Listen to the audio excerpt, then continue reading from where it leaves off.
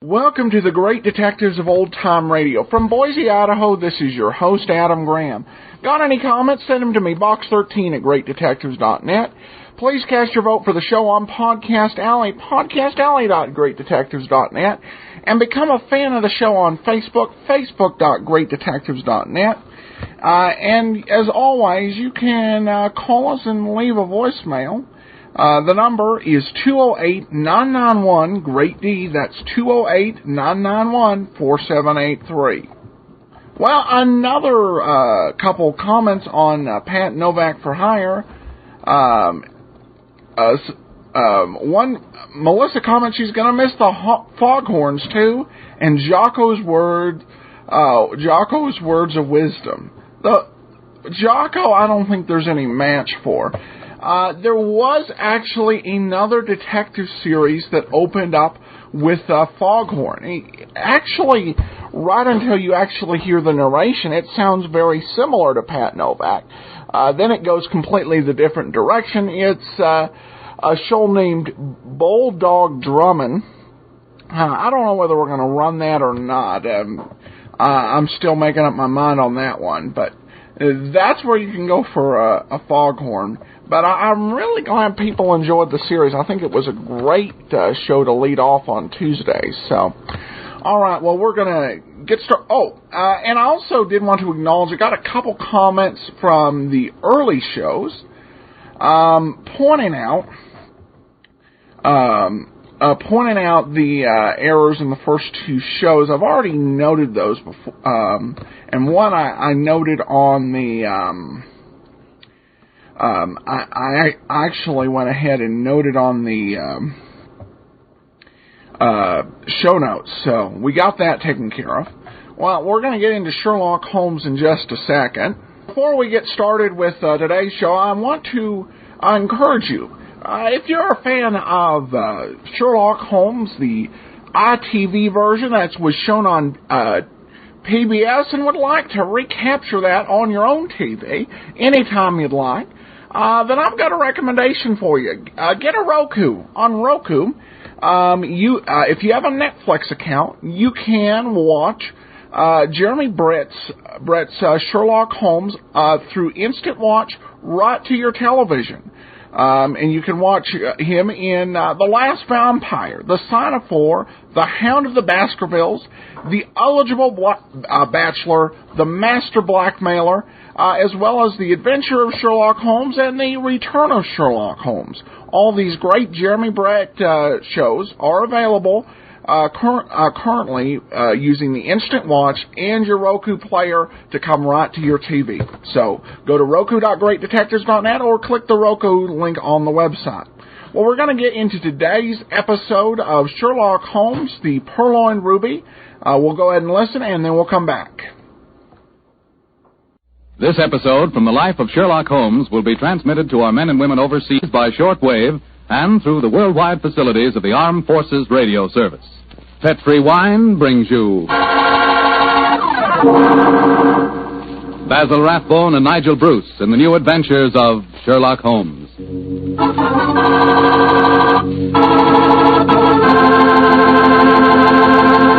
The Petrie family, the family that took time to bring you good wine, invite you to listen to Dr. Watson tell about another exciting adventure he shared with his old friend, that master detective Sherlock Holmes. I suppose your dinner is well over by now, so now's the perfect time to get out a bottle of that swell Petrie California port. You know, Petrie port's just made for a time like this, after dinner when you're just taking things easy. If you've ever tasted Petrie port, you know what I mean. It's a hearty, full-bodied wine with a deep red color and a flavor that's just about out of this world. I think that if you had only one wine to choose and the whole world to choose from, chances are you'd pick port. Petrie port. That's how good I think it is.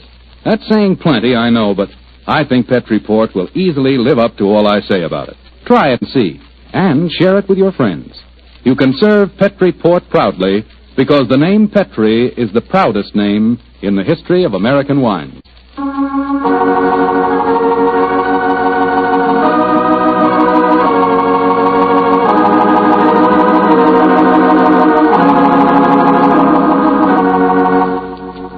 And now let's visit our old friend, Dr. Watson. I'm up here on the patio, Mr. Foreman. Come on out and join me. Admiring the sunset, eh, Doctor? Yes, my boy. It's a particularly beautiful one. Where are the puppies this evening? Asleep on a favorite tweed coat of mine that's just come back from the cleaning. And you hadn't the heart to move them, I suppose. No, I hadn't. Little fellows looked so comfortable. In fact, I sometimes wonder if these... But you haven't come here to listen to a dissertation on the behavior of dogs? Well, it is getting near story time, Doctor. Yes, of course it is. Well, just let me get my pipe properly lighted. That's it. The story I'm going to tell you tonight began in 1909. I received a telegram from my old friend telling me that he was leaving his Sussex bee farm and coming to London for a few days.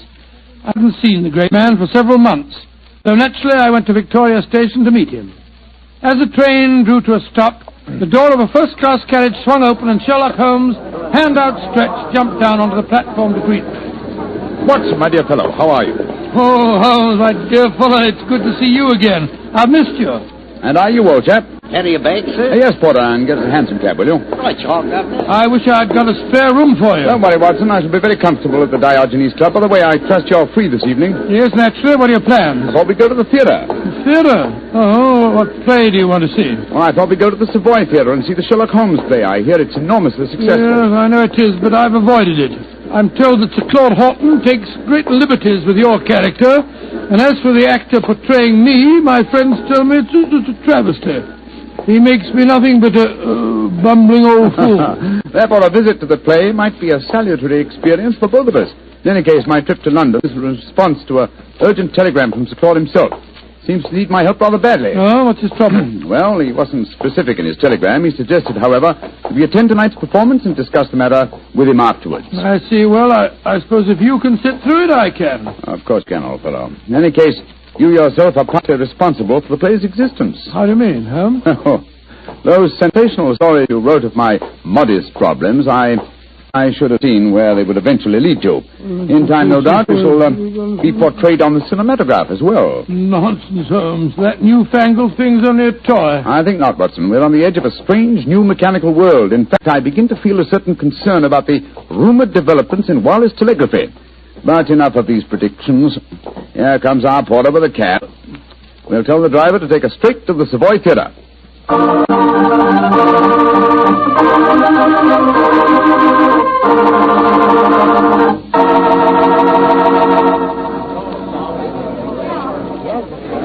Just look at that line of people at the box office, Holmes. Very flattering, old chap. Possibly, but I hope it doesn't mean that we've got to wait our turn and... Excuse me, gentlemen.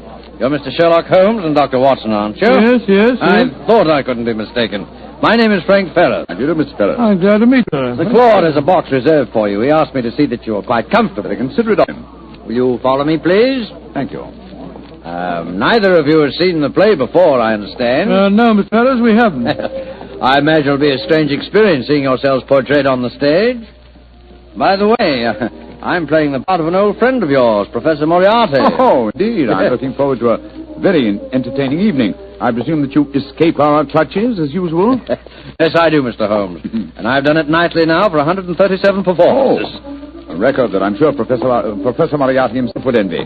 Had it not been for his memorable demise at the Rackenback Falls. Here we are, gentlemen. This is the box reserved for you.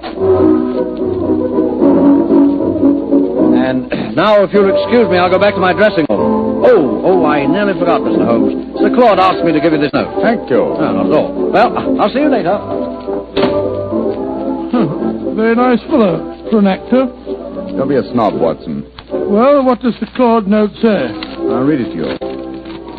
Dear Holmes, since I telegraphed you yesterday, There have been strange developments. In fact, I've been doing some detective work off stage as well as on. Watch the performance tonight and watch the audience, too, particularly the occupant of the box opposite yours.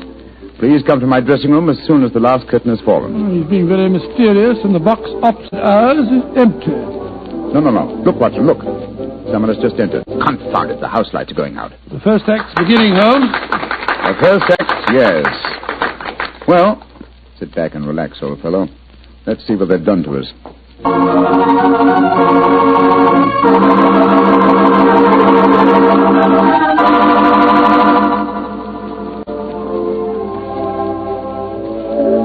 Well, what did you think of the first act, Holmes? Huh? Oh, the first act, yes. I was, examining the occupant of the box opposite ours. An attractive young lady, alone and unusually preoccupied in her program. In fact, one might assume that she was trying to hide her face. Yes, but the play, don't you think it's ridiculous? Just imagine a crown jewel being stolen from the Tower of London. Why not? It's been attempted many times. Anyhow, you must admit that the actor who's portraying me behaves like a blithering idiot. And Sir Claude's interpretation of you is pretty far-fetched. Far-fetched, but flattering, Watson. Poise, what suavity, what a voice. I find myself thoroughly entertained. You're a strange chap, Holmes. No accounting for your tastes. Look, Watson, look. The back of the box over there. Good Lord, I could have sworn a man dodged behind the curtain. I don't think the girl saw him, though. Looked like a foreigner. I think if the young lady's alone, we'll take the liberty of joining her. Oh, dash it, there go the lights again. The second act starting now. And sit down, old fellow. We don't want to attract attention. We'll join her during the next intermission. Who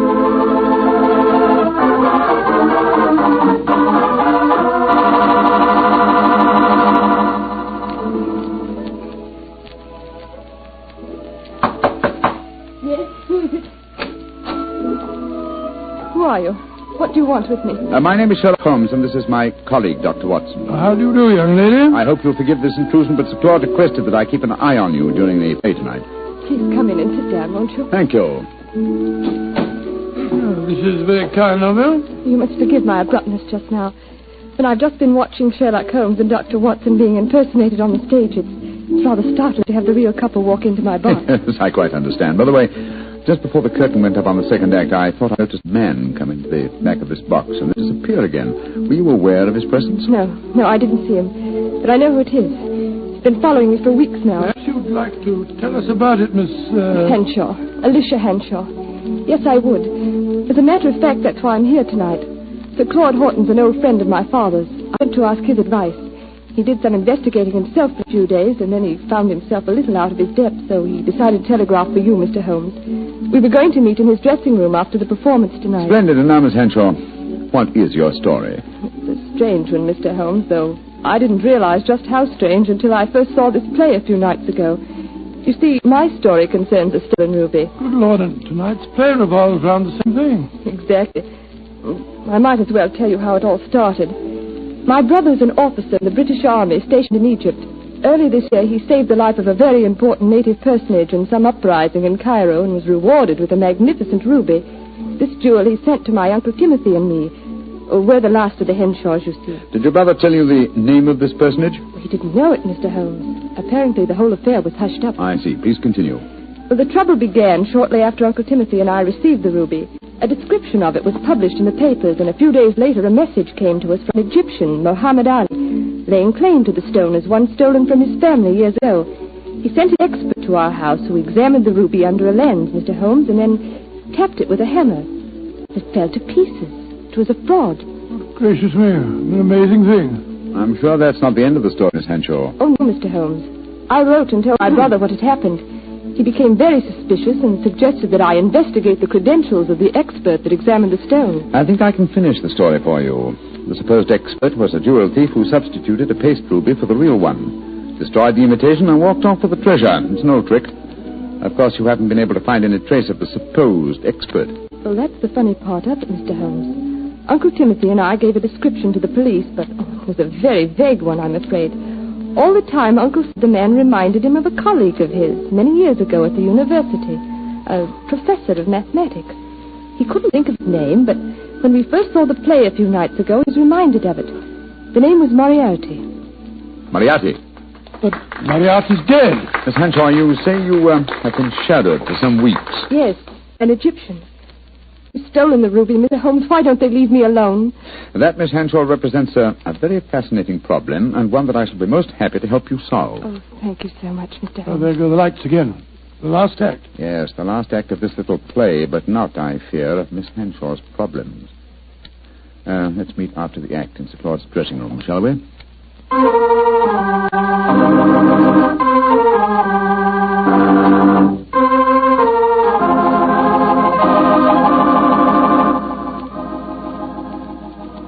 Well, Holmes, how did you enjoy the play? Very much, Sir Claude. May I introduce my old friend, Dr. Watson? How do you do, Sir Claude? How are you, Doctor? I see you've already made the acquaintance of Miss Henshaw. She, no doubt, has told you her troubles, eh? Yes, Sir Claude. And Mr. Holmes has promised to help me. Splendid. Tell me, Watson, how did you like the play? It was very interesting, Sir Claude. Not quite accurate, of course. Well, you have to allow us a little dramatic license, you know. What did you think of Rodney, the man who was playing you, Doctor? Well, since you mention it, I think the fellow needs to study diction. He mumbles so much I couldn't understand a word he said. Oh, come now, old fellow. I think there are times when you're a little hard to understand yourself. Oh, rubbish. Sir Claude, I hope you'll meet us at the Diogenes Club, and then we can go out and have some supper. Excellent idea. I'll join you there after I've taken off my makeup. Splendid. I think I should be going home now, Sir Claude. I gave my address to Mr. Holmes so he knows where to get in touch with me. Very well, Miss Henshaw, and don't worry. I shall give your problem my undivided attention. I'll take you to your cab, my dear. Oh, there's no need to, Sir Claude. Nonsense, I insist. Goodbye. I'll be back in a moment. Right, Miss Henshaw? Good night, good night. Strange business, Holmes. What do you make of it all? Very little as yet, but it's a fascinating problem. Sir Claude really seems to have identified himself with the character of Sherlock Holmes. He gave me the impression that he feels quite capable of solving the case by himself. Oh, hello. Claude hasn't left, has he? Oh, no, Mr. Fellows. He's coming back in a moment. How'd you like the play, gentlemen? Very much. Your own performance as Moriarty was most convincing. Yes, indeed, sir. Congratulations. A couple of times there, I had a strange feeling that you really were Moriarty. Well, that's very flattering, Doctor. Oh, hello. Well, it sounds as if there's some trouble at the stage door. Excuse me. Come on, Watson, let's follow him. Right. Hello, Sir Claude. He seems upset about something. Yes. What's happened, Sir Claude? Oh, there you are, Holmes. I just seen Miss Henshaw off in her cab when a foreign-looking fellow came out of a doorway and got into another cab. I heard him tell the driver to follow her. I tried to stop him, but he got away. Must be the same man that we saw in her box during the play. Sir Claude, we have her address. I think we'll drive there at once and see that she's arrived safely. We'll join you later at the Diogenes Club.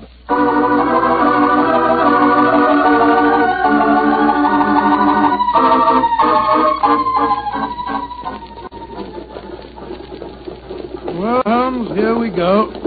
Off on another adventure. Yes, and one that may give us an opportunity of crossing swords with Moriarty once more. Oh, Moriarty's dead. He was killed when you and he fell over the precipice in 91. He was supposed to have been killed, just as I was, but his body was never found. It's impossible, or rather possible, that he returned to pour into the ears of Colonel Moran a story as unlikely and as true as the one I related to you on that April evening in 1894. One can never be sure of death, old chap, until one has touched the cold skin of a corpse.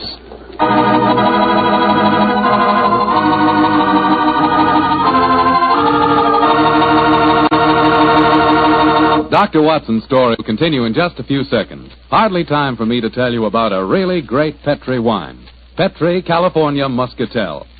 Did you ever walk through a vineyard early in the morning and pick a big, juicy muscat grape right off the vine? If you've ever done that, then you know what to expect when you taste Petri Muscatel. Petri Muscatel is the color of golden sunshine with a flavor to match. Serve Petri Muscatel after dinner some evening, or serve it any time friends drop in. It's a wonderful way to express your hospitality with a wonderful wine, a Petri wine.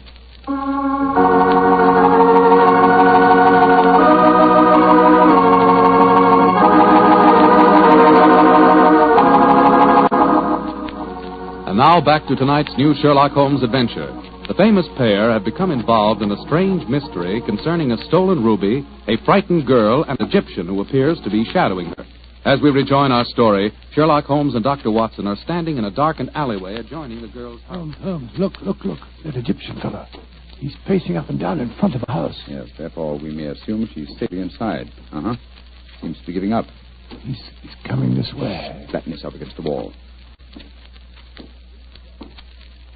Greetings, sir. Good evening. Who are you, please? We are friends of Miss Hanshaw, and we're very curious to know why you've been following her. I am sorry that I cannot answer your question, sir. Now, look here, my man. You're talking to Mr. Sherlock Holmes. You are Mr. Sherlock Holmes? I am greatly honored to meet you, sir. All my life I have known of you. All my life I have admired you. Then in that case, perhaps you'll answer my questions. Why have you been following Miss Hanshaw? Because it is my duty. What do you mean, your duty? Perhaps I should have said my destiny, Mr. Holmes.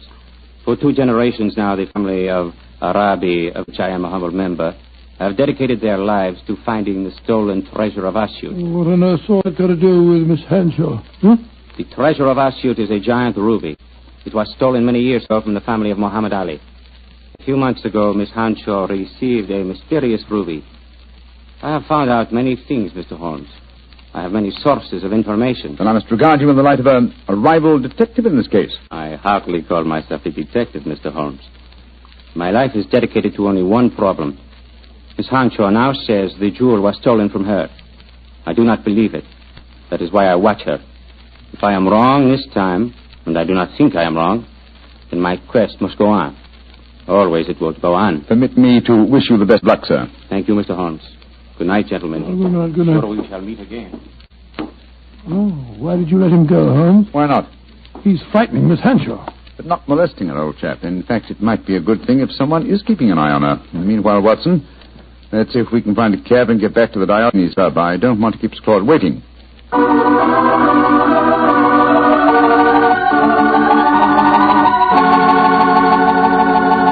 Cora, has Claude Horton arrived yet?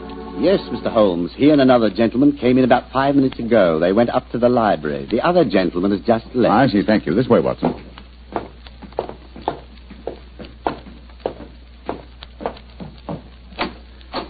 I'm sorry, Sir Claude, to have kept you waiting. We took a little longer, but... Sir Claude! Great heaven, what's the matter with him? Holmes, I found the answer. Too late. It's... No, sir. Don't try and stand up. You're ill. What are you trying to tell me? The ruby. Moriarty. The answer. The answer's in the book. In the book. Sir Claude! Holmes! He's been stabbed. He's dead. Just as he was trying to give me a message. He was muttering something about the ruby and Moriarty. And twice he said, it's in the book. Yes, the book's still in his hand. It's a copy of The Tales of Edgar Allan Poe. His thumb's marking page. The story of the Purloined letter. Thank you, Sir Claude. You delivered your message. Come on, Watson. If we want to catch a murderer and a thief, we must go back to the Savoy Theatre as quickly as we can.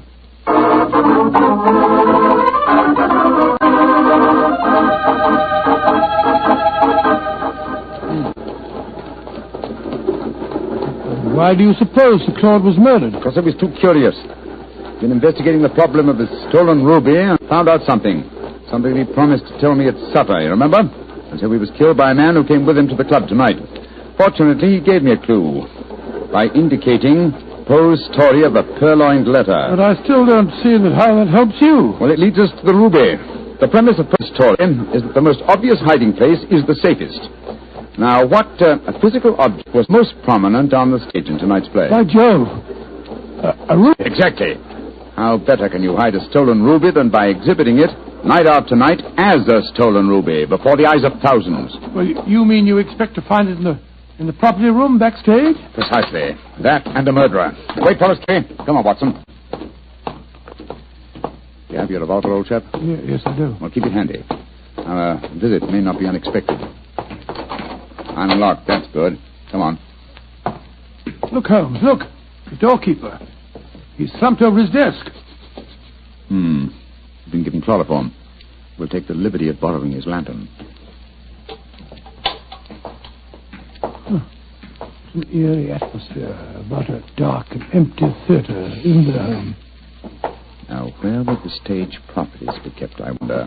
Hold the lantern a little higher, will you, old fellow? Yeah. That's it. Ah, look over there. A large cabinet. And it's marked Property Department. And it's unlocked. Oh, this is frighteningly easy. Let's look out for a trap. Now, let's see. Look. There's a ruby lying on that tray. Hold it up under the lantern, Watson. Exactly. It's as I thought. This is no paste stage property. It's a genuine ruby. In the light of this lantern, it's very hard to... Down, Watson, quick! He nearly got us. Smashed our lantern. Yes, he's got an air rifle, a powerful one, too, confound. There's no flash to indicate where he's firing from. Of course, he's baited his trap so neatly that he knows exactly where we are. I'm going to take a shot at him. I can't see anything, but at least it'll let him know we're armed. Now, move your position quickly, Watson. Just missed me, Holmes. This is hopeless shooting in the dark. Yes. I've got to switch the stage lights on. Keep him occupied, old fellow, will you? While I try to find the light switches. I've got him. But he can still shoot, confound it. Yes, well, I found the light switch. Keep your eyes skinned, Watson.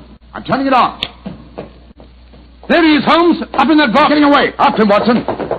You can jump over the footlights into the box.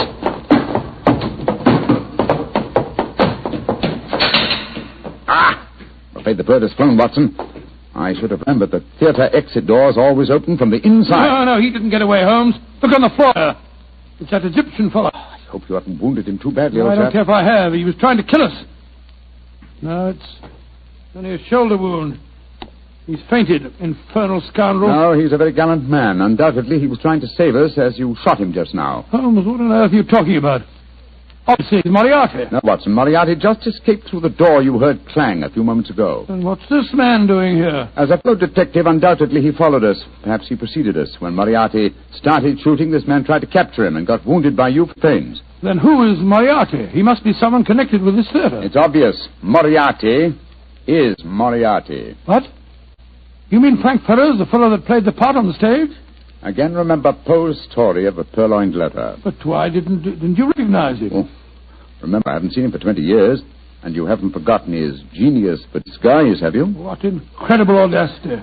How better could Moriarty conceal himself than by announcing nightly to the theater-going public that he was Professor Moriarty? Then he killed Sir Claude. Of course he did. Sir Claude must have persuaded Moriarty to go to the club with him. Probably he hoped to expose him in front of me, but Moriarty found out that Sir Claude knew too much. Yes. So he stabbed him.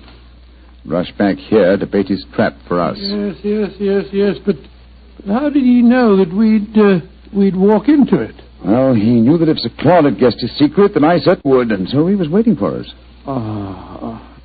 Hello. He's coming too. How are you feeling, my man? The ruby. The ruby. Did you find the ruby? Yes. Here it is, sir. Tell me. Is it the ruby of Muhammad Ali? No. It is a fine stone, but it is not the one for which I have searched all my life. And so my endless quest must go on and on. He's fainted again. Poor devil.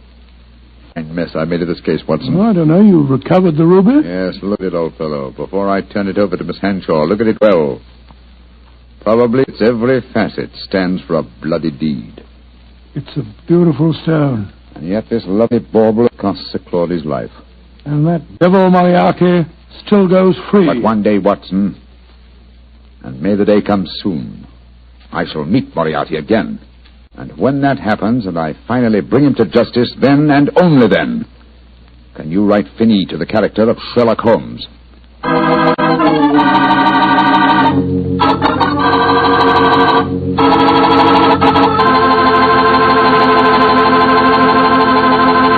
Well, Doctor, that was kind of an exciting story. Tell me, did the Egyptian recover from his bullet wound? Yes, indeed he did, and rather quickly, too, Mr. Foreman. I felt very badly about shooting him, but of course I couldn't help it. Of course not. But you know, if I had to shoot someone accidentally, I wish it could have been the actor who portrayed me on the stage. Wretched fellow, mumbled all over the place. Oh, don't worry about that. After all, you did recover the ruby. Yes, and a beautiful stone it was. The color of,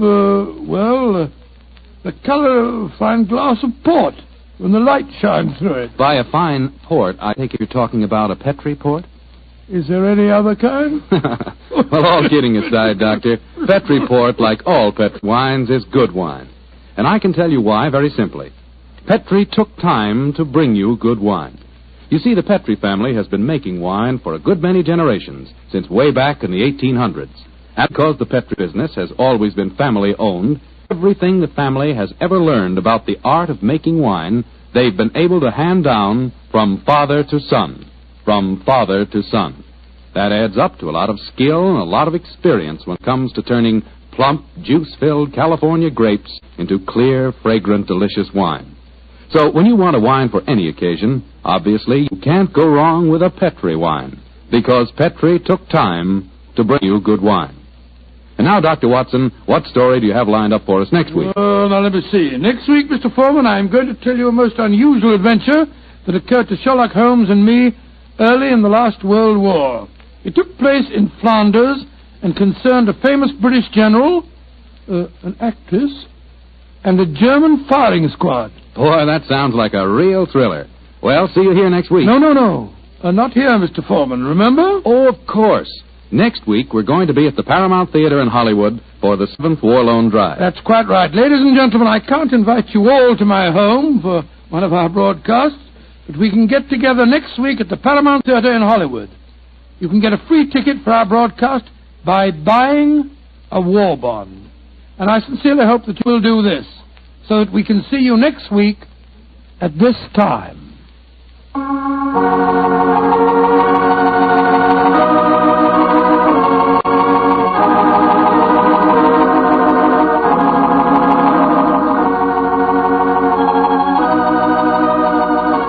Tonight's Sherlock Holmes adventure is written by Dennis Green and Anthony Boucher and is based on an incident in the Sir Arthur Conan Doyle story, The Adventure of the Second Stain. Mr. Rathbone appears through the courtesy of Metro-Goldwyn-Mayer and Mr. Bruce through the courtesy of Universal Pictures, where they are now starring in the Sherlock Holmes series.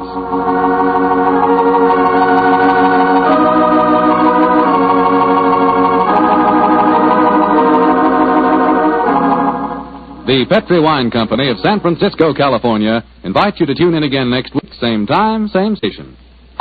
Oh, the Petri family took the time to bring you such good wine. So when you eat and when you cook, remember Petri wine. To make good food taste better, remember... Petri wine. Bill Foreman saying goodnight for the Petri family. Sherlock Holmes comes to you from our Hollywood studios. This is the Mutual Broadcasting System.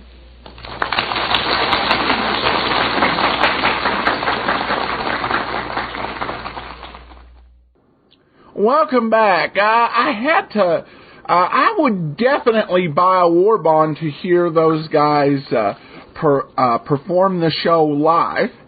And again, another nice gesture from Sherlock Holmes, and I'm sure we're gonna the whole cast there. I'm sure we're gonna like next week's episode. I haven't heard it yet, but it sounds interesting.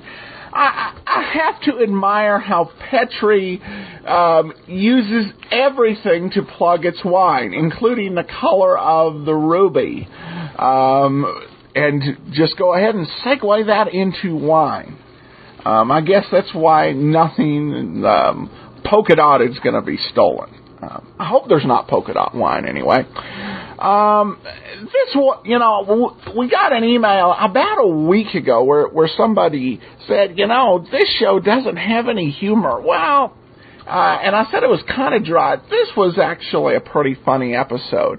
I loved how Watson complained about how Nigel Bruce playing Watson complained that the guy who played him made him sound like a blithering idiot who mumbled all the time.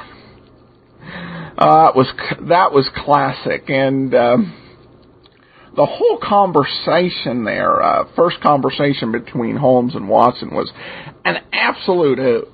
So, some pretty good humor here. I was pretty happy with this one. So we've got some more show suggestions. And I like these because I get to talk about some of these other shows and learn some that I might want to learn a little more about. Adventures, first one is from Madeline, who says, I love this show. Are you ever going to play The Adventures of Michael Shayne? Yes, definitely going to do that one. Don't know quite when. The Jeff Chandler ones are the ones that I've heard. There's also some Wally Mayer ones and a few others that were made by ABC later on I want to take a listen to. It's going to be a bit challenging because the 26 syndicated episodes of the show have been, in trading, they have been titled and retitled, to the point that it's going to be a bit of a challenge to get them sorted out. But it'll definitely be well worth it. If you like Pat Novak, you will enjoy Michael Shayne. It doesn't have Jocko Madigan, but it's got a lot of hard-boiled action. And Jack Webb even shows up in at least 3 episodes as a guest star, a couple times playing a police officer, and once playing a heavy. Adventures of Michael Shayne will definitely do at least the Jeff Chandler ones, and probably the others too. I'll take a listen to those before it's all said and done. Jeffrey had a few more series he thought of. He mentioned Richard Diamond and Nero Wolfe before. He mentions Casey, Crime Photographer. I haven't heard enough of that series to make up my mind as to if I, want to have it on the show for years. But I've only heard one episode of that, so I've yet to make up my mind. Sam Spade is kind of moving towards a probably. If nothing else, it looks like popular demand is strong on that. Mr. and Mrs. North. I love, there are two things I'll say about Mr. and Mrs. North. I absolutely love Mr. and Mrs. North, and I really don't like Mr. and Mrs. North. Now, that's confusing, but that's because there were 2 separate runs of the show. There was a pilot for a third, but the first run I'm definitely going to do. It's the Alice Frost version and Joseph Curtin version of Mr. and Mrs. North was a great comedy detective show. And they had good comedy, good mysteries, some surprising turns. I think was a pretty good detective show. The Richard Denning and Barbara Britton version, that I didn't care too much for. When they went with Denning and Britton, they really turned the show into a bit of a crime melodrama. Where you were just basically where you spent way too much time with the killers, and they were just emoting, and there wasn't really a point to it. Detectives there, so I didn't find those as enjoyable. But the Frost and Curtin version, that one I liked. They did a pilot with the people who did Mr. and Mrs. North on Broadway, Carl Eastman and Peggy Conklin, and it was funny in a way, except Mr. North was just horribly mad throughout the whole show, and you got the feel, and most of the show, I think the real terror of that episode, since they didn't have a mystery, was you were afraid that once everybody left, Mr. North was going to beat up Mrs. North. It was just not a fun listening experience. But Curtin and Frost, absolutely, it's a great show. And it's one of those ones that I'll actually, if I'm like, okay, let me go ahead and don't want to record a show for air, just want to sit back and enjoy something fun, that'll be one of the ones I'll definitely reach for. So, great questions. If you have any other questions, feel free to email me, box13@greatdetectives.net. Again, follow the show on Facebook, facebook.greatdetectives.net, and remember to cast your vote on Podcast Alley. From Boise, Idaho, this is your host, Adam Graham. Oh, reminding you, Jeff Regan coming next week, and stay tuned for a special on Saturday, but I'm signing off now.